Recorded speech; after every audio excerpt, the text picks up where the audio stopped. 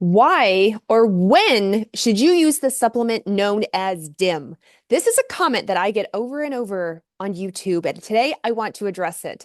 I'm also going to explain a bit of estrogen detoxification because DIM is very particular on how it fits in there. Hi, my name is Dr. Carrie Jones. I'm a women's health and hormone expert. You're going to want to hit that subscribe button because I know that hormones can feel like herding cats, and I'm here to help. Now, before we get into DIM, I do have to say your standard caveat. I don't know you, so I don't actually know when you need DIM. You're going to need to talk to your practitioner, but I am going to explain DIM to you. I'm also going to tell you I don't use DIM, the supplement, in women who are already all the way through menopause, who are postmenopausal. And I'm very careful to use it in perimenopausal women. Although I know it is commonly used, I'm going to point out some of those caveats. All right.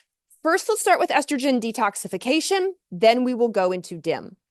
When the body makes estrogen, there's three forms. We have E1 called estrone, E2 called estradiol, and E3 called estriol. We're just going to focus on the E1 and the E2 portion, although the E2 estradiol is probably the one you're most familiar with because it's the one you get lab tested on. If you're on hormones, that's the hormone you're probably taking. If you're taking a bioidentical. Okay, estrogen has to get broken down. It cannot live in your body forever. When it gets broken down, it goes through three different phases of estrogen detoxification. In phase one, it has three different options, and the options are numbered. You can go down the 2 pathway, the 4 pathway, or the 16 pathway.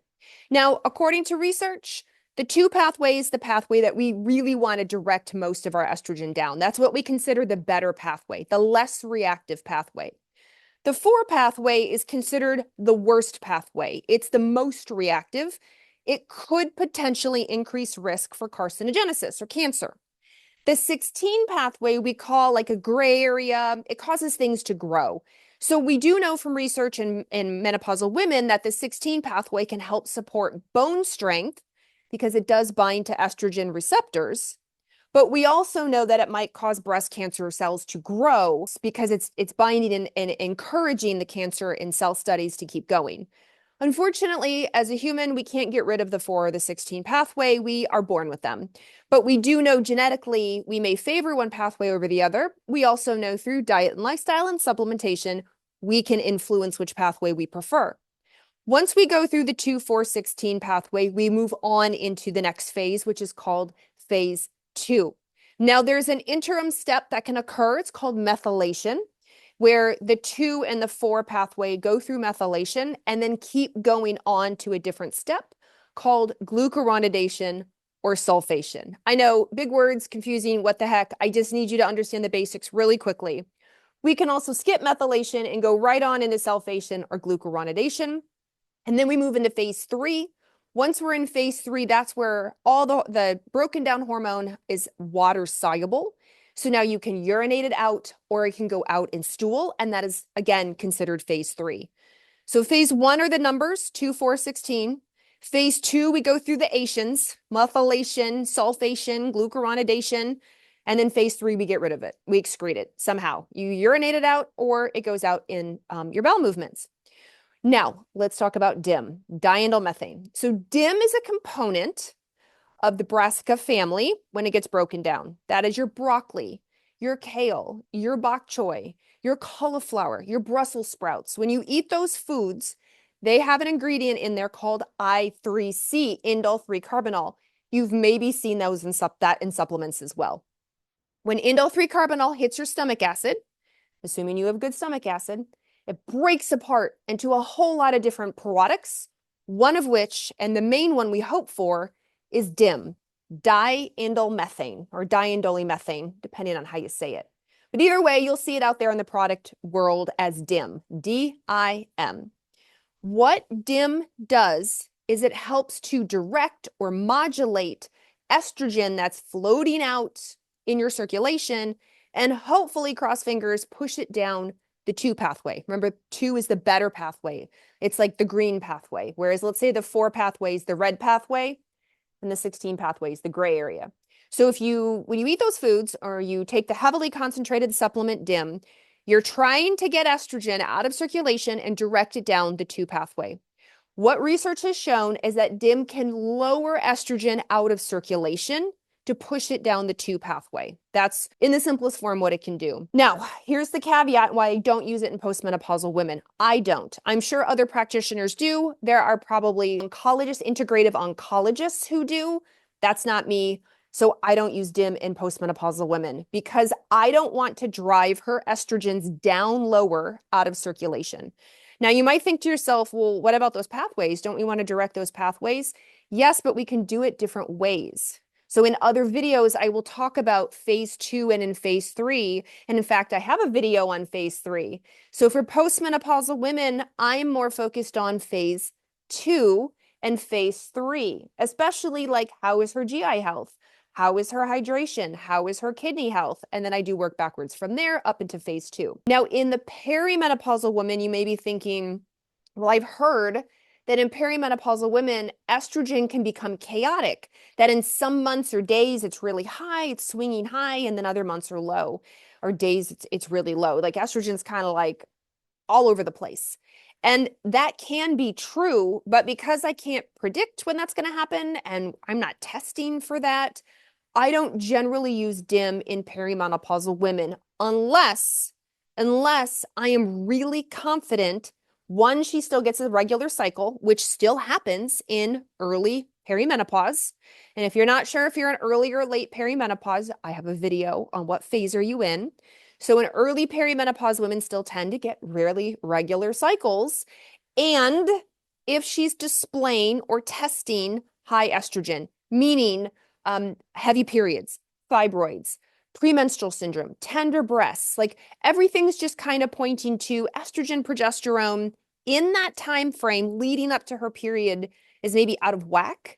Or specifically, if I have done hormone testing for her and I do see on the hormone test, her estradiol is in the red, it's out of range relative to her progesterone. Maybe her progesterone's really low and she's feeling the symptoms. Then I can use DIM, the supplement, temporarily to help improve while I'm also trying to improve her progesterone. So you can see I'm very specific on DIM, the supplement for a perimenopausal woman. Now, this may confuse you, and I fully understand because there's a lot of moving parts here. Well, when do you use DIM? I use DIM, again, when estrogens, estrone or estradiol, are actually elevated on testing and she has all the symptoms, PMS, heavy periods, clots, etc. Relative, again, I'm listening relative to her progesterone. And she may definitely need progesterone support as well. I may need estrogen detoxification support with DIM, and I may need progesterone support with her. But I want to sort of outline why people talk about DIM, the supplement, why it's a popular women's health product, maybe why you've read it in blog articles before. It's very specific for phase 1 detoxification. It is not specific at all. It's not helpful for phase 2, and it is not helpful for phase 3. And in postmenopausal women, I don't use DIM. Even if she's on hormone, even if she's on estrogen therapy, I still don't use DIM. I start with phase 2 and phase 3. And in perimenopausal women, I am very careful when I use it because I don't want to use it on a perimenopausal woman who has low estrogen. Hopefully, your practitioner would never put you on DIM if you already have low estrogen. Very selective. But let's say in a younger woman or a perimenopausal woman who has a lot of estrogen based on testing and symptoms, then research shows it can help drop those estrogens back down into a healthy range and support modulate that phase 1 detox. Now, this video is just specific to DIM in phase 1. You still have to support phase 2 and phase 3. When you are working with your practitioner on all aspects of detoxification, we do want to make sure that you are supporting the kidneys and the GI tract and making sure that everything can easily get out of the body. If constipation is your biggest concern, then we have to start there. We have to make sure like essentially the drain is unclogged and everything can move out of the body. Now, let's go back to the beginning where I mentioned that it comes from those foods, the brassica family, the broccoli, the kale, the cauliflower. Does that mean menopausal women shouldn't eat those vegetables? Of course not. Of course not. I am very specifically talking about a heavily concentrated supplement That's usually like 100 milligrams or 200 milligrams of DIM. That is very different than what you're going to get out of broccoli. You are not going to eat your way into 200 milligrams of DIM by having some broccoli in your stir fry at lunch or on your salad at dinner. There's no way. Or having kale in your smoothie or having a kale salad. Even if you have the brassica family at every single meal, there's a solid chance you're not having 10, 12, 15 cups of it a day. And over time, that could definitely impact your estrogen metabolism. But just the everyday average, even a vegetable heavy average person, you don't have to worry about it if you're postmenopausal. I don't worry about it at all. Food is medicine. We don't vilify that food here. So it's totally okay. And it's totally okay for the perimenopausal woman as well. Keep eating those foods. Don't feel like you have to stop them at all. It's the heavily concentrated supplement. Now, if you want to read more about this, there are a few small studies out there. And in November of 2024, a study that was published, it's called, I'm going to read the title, Exploring the Impact of 3,3 Diindolylmethane on the Urinary Estrogen Profile of Premenopausal Women. So it's very specific for premenopausal women, meaning younger than perimenopause. So let's say 20s and 30s, not so much into the peri, and of course not the postmenopausal. But that's the latest study that's out that shows that taking a DIM supplement does modulate estrogen and does modulate estrogen detoxification. So I want to do this video so you understood what is DIM, first of all, when or why would my practitioner tell me to take it, why I don't use it in postmenopausal women, and I'm very careful in perimenopausal women, and how does estrogen detoxification work? Because you have to start with the later phases, right? If you're constipated, like I said, we have to open the drain. If you're underhydrated, if for some reason you have kidney disease, like we have to start there and then work backwards into detoxification. But DIM as a supplement is very heavily marketed to women. And while it can be a very helpful supplement, if you do have really elevated levels of estrogen and the symptoms and your healthcare practitioner is recommending it, you want to be very careful if you are perimenopausal and maybe talk to your practitioner about the fact that you're postmenopausal, if that's the case, and you don't want to drop your estrogens even lower. So I made this video to understand all the crazy caveats around DIM, how it is not a magical supplement. We should not be handing it out like Oprah hands out cars. We have to be very careful on how we use it, but it can modulate estrogen and it can modulate estrogen detox.